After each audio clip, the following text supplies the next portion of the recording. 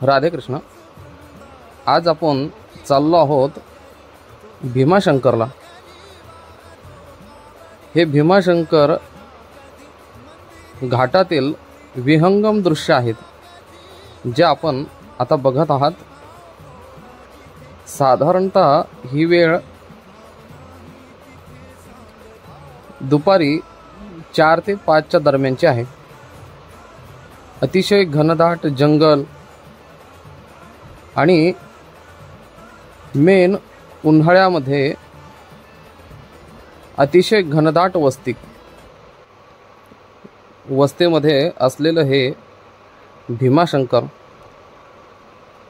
इथून खाली जायचा, मंदिराकडे जायचा हा रस्ता आहे। आपण बघू शकता की या ठिकाणी जिथे जागा मिळेल त्या जागेवरती दुकान, छोट्या टपऱ्या वगैरे टाकलेल्या आहेत आणि छोटे छोटे मंदिर सुद्धा आहे। एवढ्या उन्हाळ्यामध्ये सुद्धा इथे हिरवा निसर्ग आपल्याला दिसत आहे। अत्यंत शांत वातावरण या ठिकाणी आहे। आपण बघू शकता छोटे छोटे या ठिकाणी दुकान लागलेले आहे। आपण गाडी पार्क केल्यापासून तर मंदिरापर्यंत जाऊस तर किमान 1 ते 1.5 किलोमीटरचा उतार आहे आणि या उतारावरूनच आपल्याला खाली जावं लागतं। आपल्याला दिसत आहे हे छोटे छोटे दुकान आणि हे गाव आहे।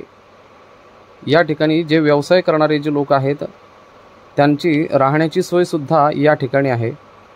इथे भक्त निवास सुद्धा आहे, राहण्याची सुद्धा सोय आहे आणि रात्री आपण जर उशिरा आलात तर परत रिटर्न जायची व्यवस्था कमी असल्यामुळे इथे राहण्याची सोय आहे। या मंदिरामध्ये सुद्धा ड्रेस कोड लागू होतो। आपण चाललेलो आहोत मंदिराकडे। या ठिकाणी बघू शकता की कसे छोटे छोटे घर येथील लोकांनी तयार केलेले आहे आणि या ठिकाणी राहतात। चला आपण आता मंदिराच्या ज्या पायऱ्या आहेत तिकडे जाऊ।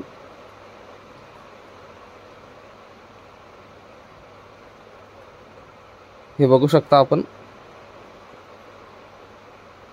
की जाण्यासाठी इकडनं रस्ता केलेला आहे आणि हा मेन रस्ता आहे मंदिराकडे जायचा। आपल्याला बहुतेक आतमध्ये कॅमेरा अलाउड करणार नाही, परंतु आपल्याला जेवढं शक्य होईल तेवढी शूटिंग काढायचा आपण प्रयत्न करत आहोत।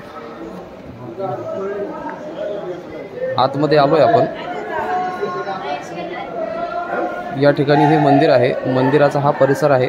आपण बघू शकता इथे कॅमेरा अलाउड नाही आहे तरी सुद्धा आपण थोडासा प्रयत्न करतोय आणि याच मंदिरामध्ये छत्रपती शिवाजी महाराज, राजाराम महाराज व बाळाजी विश्वनाथ पेशवे हे सुद्धा या मंदिरामध्ये दर्शनाला येत असत अशी याची नोंद आहे।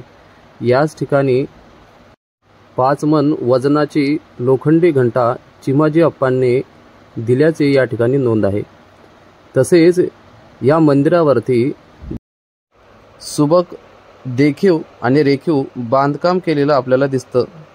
व्यवस्थित चांगल्या प्रकारचे नक्षी या ठिकाणी आपल्याला दिसत आहेत आणि दशावताराच्या या ठिकाणी मूर्ती आपल्याला वरती कळसावर दिसतील। नाना फडणवीसांनी या ठिकाणी शिखरासह मंदिराचा जीर्णोद्धार केल्याचं या ठिकाणी नोंद आहे।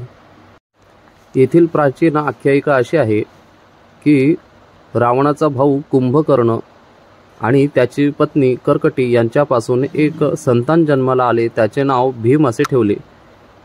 कुंभकर्णाचा वध झाल्याच्या नंतर कर्कटीने देवतांपासून भीमाला दूर ठेवले व ब्रह्मदेवाची तपश्चर्या करायचे सांगितले। तपश्चर्या करून भीमाने ब्रह्मदेवाला वरदान मागितले की कोणाकडूनच माझा पराजय झाला नाही पाहिजे, म्हणून त्यांनी एक कामरूपेश्वर राजाला त्याचं राज्य हिनवून घेतलं व त्याला बंदिस्त ठेवलं आणि त्याला सांगितलं की माझीच तू या ठिकाणी पूजा कर। परंतु त्याने न ऐकल्याने भीमाने महादेवाचे लिंग त्या ठिकाणी तलवारीने छेदून टाकले व त्यातून भगवान शिव हे प्रकट झाले आणि भीमाचा या ठिकाणी वध केल्यामुळे याला भीमाशंकर असे नाव पडले। याच ठिकाणी भीमा नदीचा उगम आपण बघू शकता। भीमा नदी ही या ठिकाणाहून पंढरपूरला जाते अशी आख्यायिका या ठिकाणी लिहिलेली आहे। पंचगादी देवस्थान हे या ठिकाणी आहे। या ठिकाणी ब्रह्मा विष्णू महेश सूर्य चंद्र अशी ही पंचगादी देवस्थान या ठिकाणी आहे। आपण बघू शकतात की या ठिकाणी भीमा नदीचा उगम आहे आणि कुंडसुद्धा आहे, परंतु रात्रीची वेळ असल्यामुळे या ठिकाणी आम्ही आपल्याला पाहिजे त्या स्वरूपामध्ये दाखवू शकत नाही, परंतु आम्ही प्रयत्न करतो। आपण बघू शकता या ठिकाणी छोटंसं कुंड आहे आणि त्यावरती जाळी बसवलेली असल्यामुळे एवढं व्यवस्थित आपल्याला या ठिकाणी दिसत नाहीये, तरी सुद्धा आम्ही प्रयत्न करतोय।